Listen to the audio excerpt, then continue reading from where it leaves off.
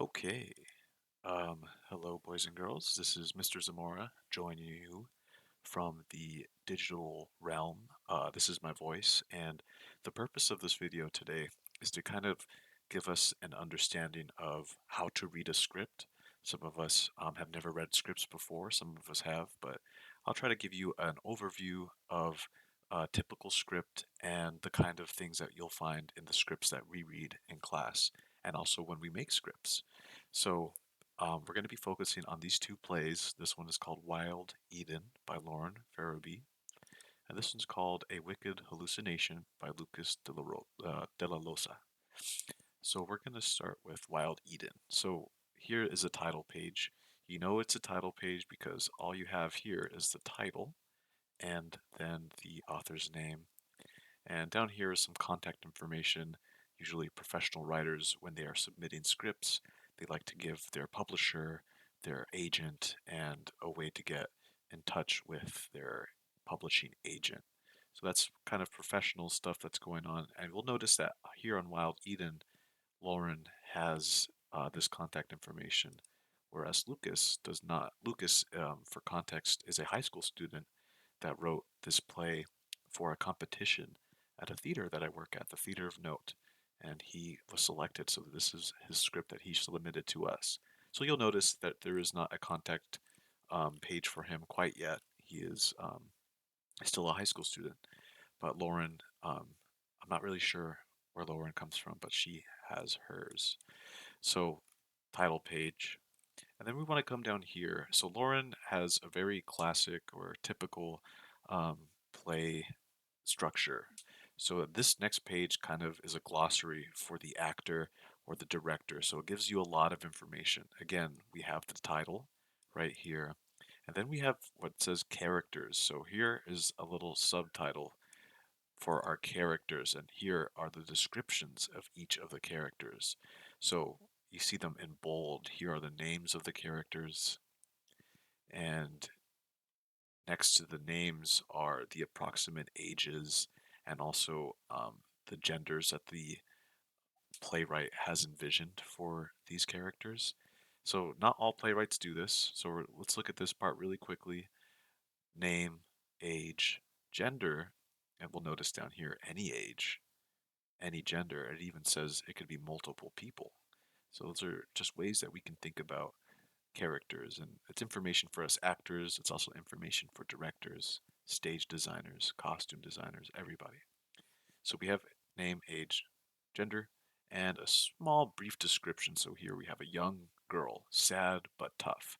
So this information that would be coming after the name, age, and gender would really be for the actor or the reader. It gives you an idea of how to play this character, how to understand and think like them.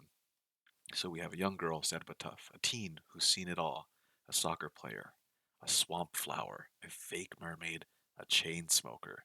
Really interesting description. So let's remember that here. And let's go compare it to Lucas's. So his is a little different. We have a title, we have his name, and then we go straight into scene one. So we are missing those character descriptions. Now that's not necessarily wrong. It's just something that's different. When you write, you can decide how you want to create your script, how much information you want to give. So let's go back here to Wild Eden, and then now we have the setting. And the setting, we get some information: a Gulf Coast Lagoon State Park. So again, that's just giving you context and information that you can use as a writer, director, reader. All right, you can, if you don't know what a Gulf Coast Lagoon is, here is a great point for you to stop your reading and go look up what a Gulf Coast Lagoon State Park is. And going down, we have the subtitle of time. This is where you can say this play takes place in the future. This play takes place in the 1960s. But this one in particular says the present. So you can interpret that in a lot of different ways, but in average, you can say that when it says the present, we're talking about current times, today, as if we were doing this play in 11/19/2025, right? And she also adds a really nice synopsis here, so a short summary of what her play is about. Again, just a lot of context for the people that will be reading this play, whether they're doing a production or doing it for school. This is great information that gives the reader a lot of stuff to think about and stuff to prepare themselves. And then finally, she has the scenes. So we have all these different scenes that she has laid out for her play. And as we go on to this next page, the play begins. So again, comparing that to Lucas's, it's lacking all that stuff, but not necessarily in a negative way. Again, he just has his plays written in a different way. There's nothing wrong with what Lucas is doing, but we go straight into scene one, right? There's no page break. It goes straight to scene one, which is really cool. And going back here, let's just go through the stage directions. So if you're reading this play, this information here would not be spoken during a performance.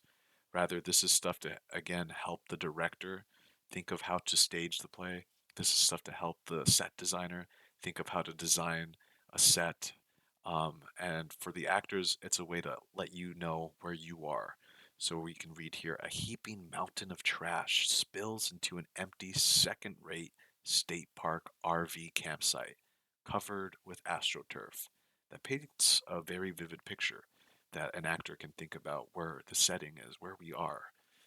And let's continue. Underneath the AstroTurf, the ground squelches, shifts, not steady. The trash stirs, then stills. There's something down there. Ooh, that's interesting. There's something down there. So again, we're getting information that would not that would not usually be spoken to the viewer during a performance. The beep, beep, beep of an offstage RV reversing, then smacking into something. So, Lauren paints a really vivid picture here for us.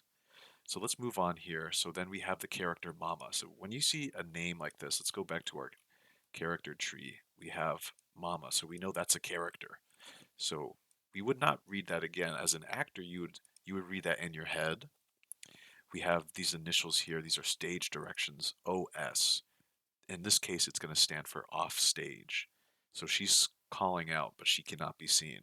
Now the actor would go ahead and read to the right, right, right, and there you go. And then there's some more stage directions.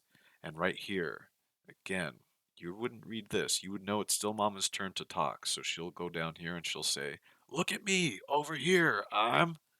And then there's some more stage directions that you read in your head. You still know it's Mama's turn. You would read that in your head. And then you read this out loud. "What am I, invisible?" And you continue that throughout the entire play.